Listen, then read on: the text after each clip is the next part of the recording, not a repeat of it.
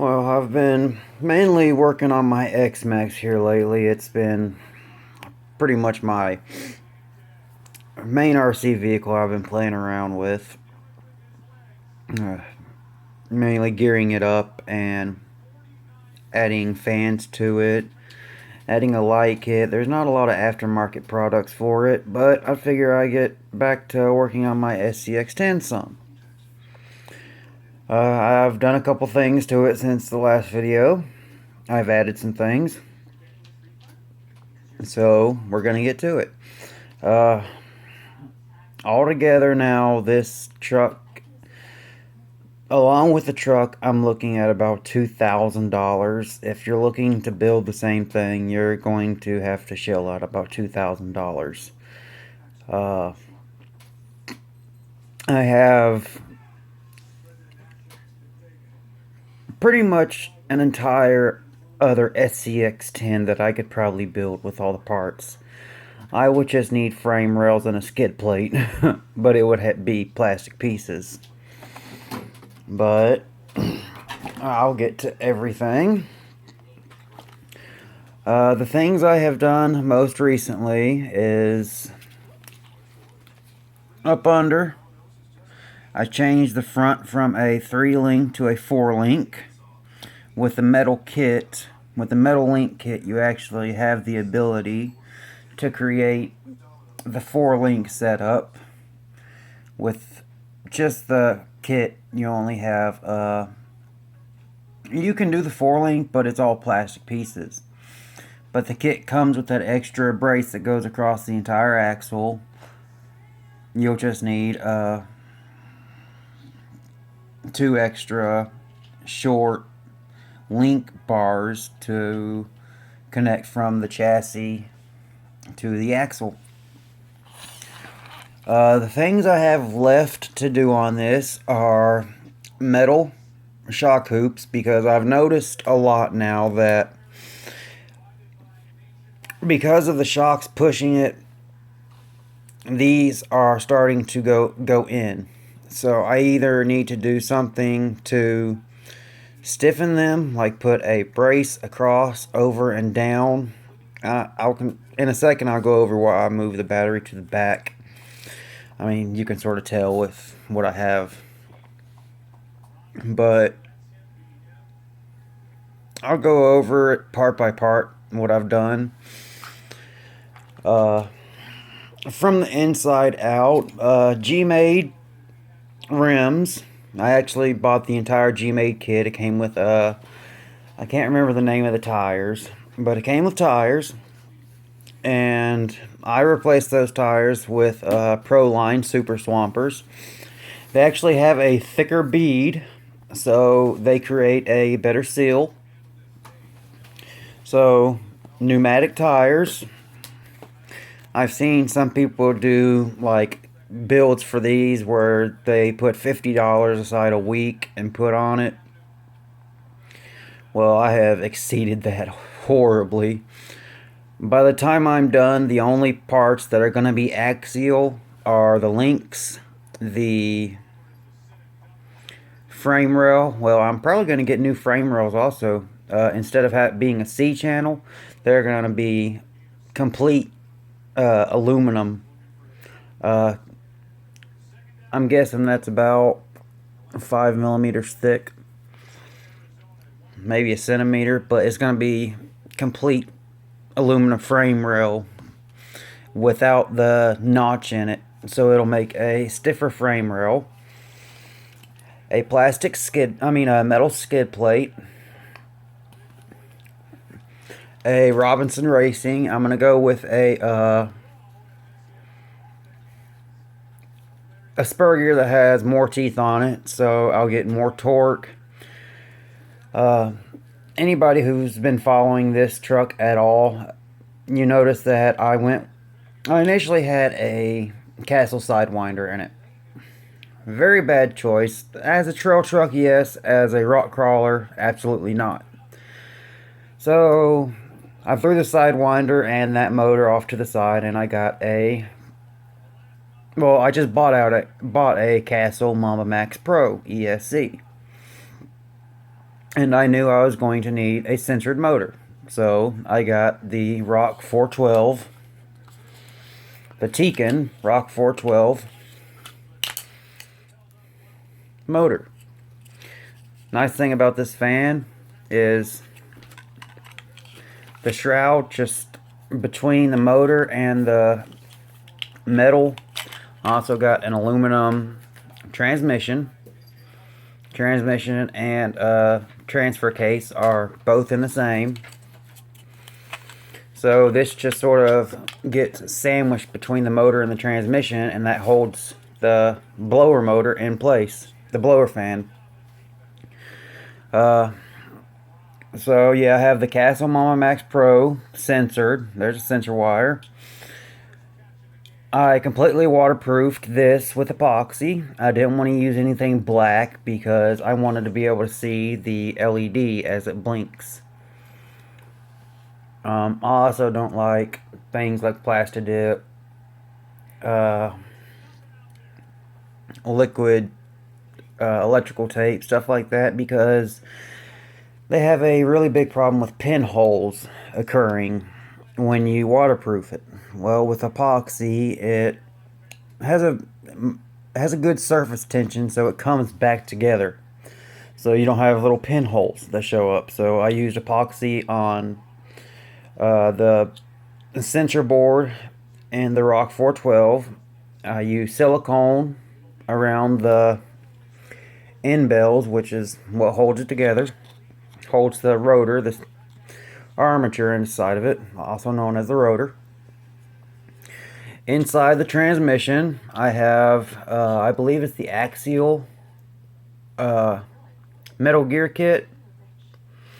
So I knew for sure it was going to work with everything I already have. I'm eventually going to go with the Robinson Racing completely out of one piece final drive gear, so it's not just bolted together with three bolts that can shear.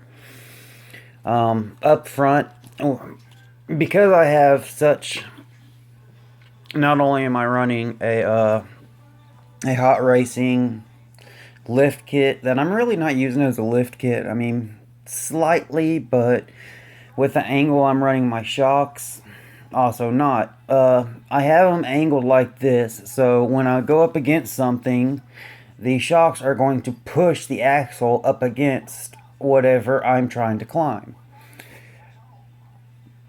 So this is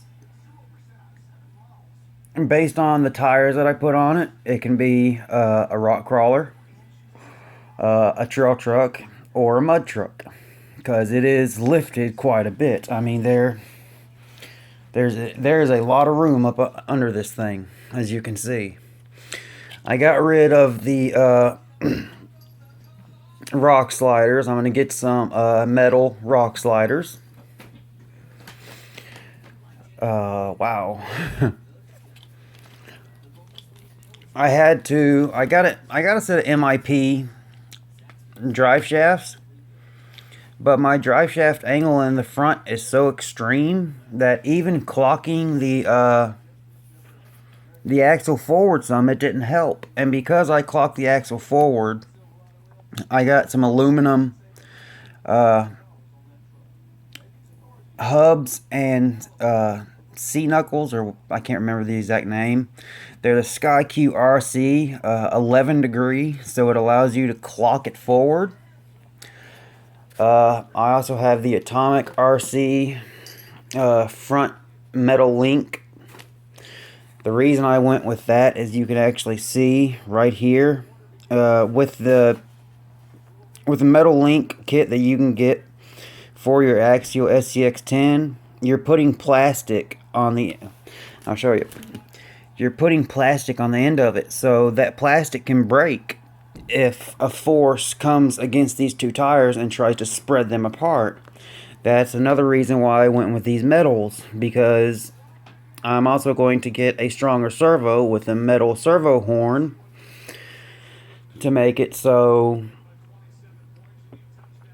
it's stronger. I'm gonna definitely have to get a Castle Creations BEC because I can actually hear this fan slow down when I steer this. If there's something up against this tire and I'm trying to steer against it, I can actually hear this fan because this BEC does not put, I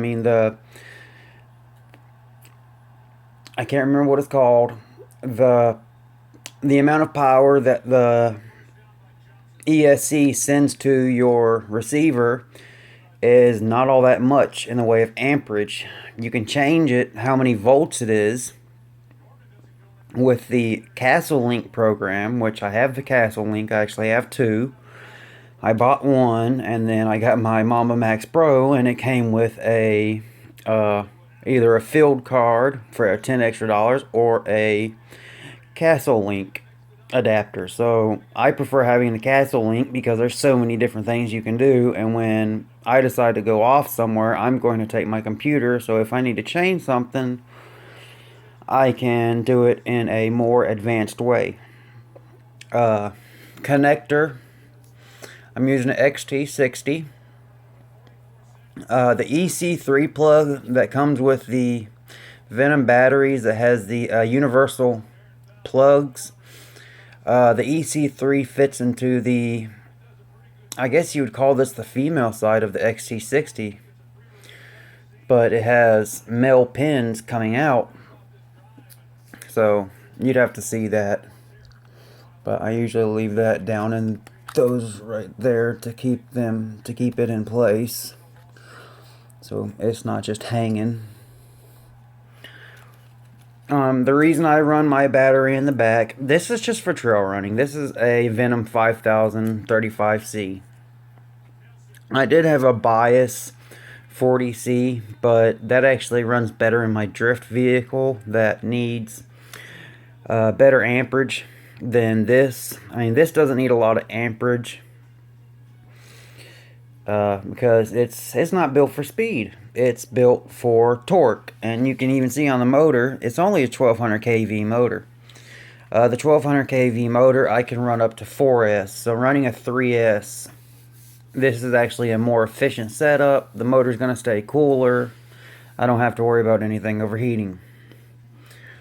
Like I said, hot racing droop lift kit, which I'm actually using to angle my shocks fore and aft.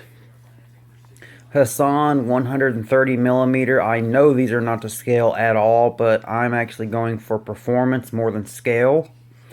So these are about as big around as the axle housings. So, but I have insane amount of articulation.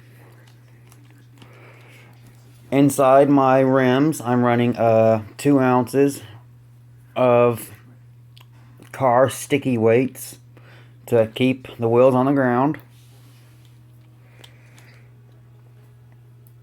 Proline Ridgeline wide bumper set. The Dodge Ram Power Wagon Edition does not come with bumper mounts, so you have to buy some bumper mounts if you want to run some bumpers. So I bought some Axial bumper mounts at my local, well, not my local, at Hobbytown USA in Kennesaw, Georgia.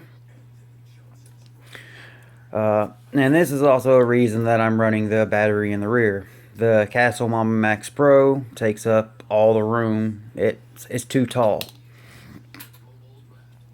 And like I said, when I get I'm going to get some metal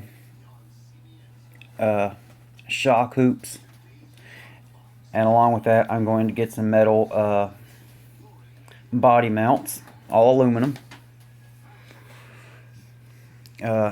Robinson Racing spur gear is going to be coming. I'm still running the regular one, and the reason I don't like this one because it's got a high spot on it, and you can hear it when I roll it back or forward.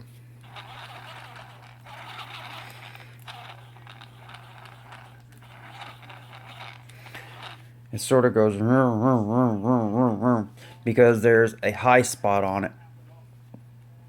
It's not completely round like it should be. Wow. Oh yeah, the MIP drive shaft, if you look down in there, you can't really see it. I had to grind it down because that bell was hitting the yoke. So I ground down the yoke so the bell wouldn't hit it, and it works great. But MIP in the rear, RC four-wheel drive Punisher up front. A lot of people said the Punishers aren't all that great, but most of those people put them in vehicles like a Traxxas Slash, vehicles that are extremely high RPM and a lot more wheel inertia. Like if you go full speed on the wheels and then go to full brake, there's going to be a lot more wheel inertia that's going to just stop, and all of that is going to be put on this. I will say it's not the best built. I want to get the rebuildable one eventually because there's a lot of play in it. I don't like that. I mean, the MIP is rock solid. But hell, for two of them, you're paying $75. You can also see silicone on the sensor wire. Keep everything waterproof.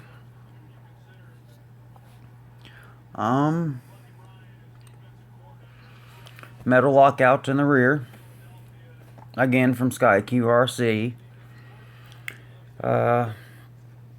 I didn't stay with one main company to do this. I shopped around, and all of this can be found on Amazon. Every single part that I bought for this vehicle, including the vehicle I got from Amazon. So this entire vehicle was made using Amazon. So that was really convenient. So I didn't have to go to multiple places, and also the Prime shipping. No shipping price, and you get it in 2 days. Wow. I think I've gone over just about everything. A lot of people say the receiver, if it goes out, you can't get a new one. Yes, you can. It's a Fly Sky receiver. $10 for a new receiver. I run a Fly Sky GT3C Titanium Edition, so I don't have to use AA batteries. It uses a lithium ion battery, rechargeable, so I don't have to use AA batteries. And like I said, Proline Ridgeline bumpers, front and back. I gotta push this one in because I don't have all that great of an approach angle at the moment. But I also have to be careful because I can't hit the tires, because that was one of the biggest problems with this body. Anybody who gets one and takes it out immediately, you will see that you're going to have to cut your wheel wells for your tires to not rub against the body. I want to get the rear roll cage where you can put another tire, but again, battery's in the way, so I'm gonna have to figure out something there. But maybe if I get when I get the metal rock sliders, I can maybe figure something out and maybe run two 2200 or 2600 milliamp hour batteries in parallel to give me the same milliamp hour and even higher amp rating, but also lower down in the chassis. And that's one of the biggest thing with this vehicle, is trying to keep everything low. A lot of people clock this transmission onto its side to get things lower down. The only heavy part I have all the way up top is my battery.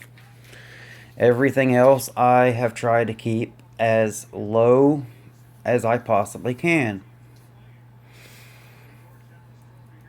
But that's pretty much it. Like I said, the only things I have that I'm still going to get for it, this truck is not going to be an Axial by the time I'm done.